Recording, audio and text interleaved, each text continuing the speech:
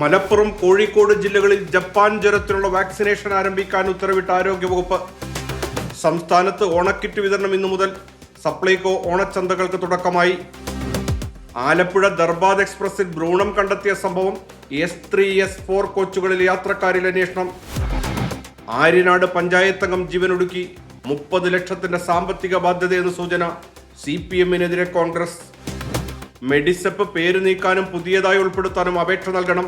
തിരുത്തലിന് September 10 വരെ സമയം. അധിക തീരുവയുമായി US മുന്നോട്ട്. വിജ്ഞാപനമിറങ്ങി.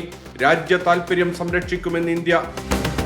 ധർമ്മസ്ഥലയിൽ ചിന്നയ്യ ഹാജരാക്കിയ തലയോട്ടിക്ക് 40 വർഷം പഴക്കം. ഇത് മെഡിക്കൽ ഗവേഷണ കേന്ദ്രത്തിൽ നിന്ന് വാങ്ങിയതാണെന്ന്. വിമാനത്താവളങ്ങൾ വഴിയുള്ള സ്വർണ്ണക്കടത്ത്. 5 വർഷത്തിനിടെ പിടിച്ചെടുത്ത സ്വർണം 19,029 കിലോഗ്രാം.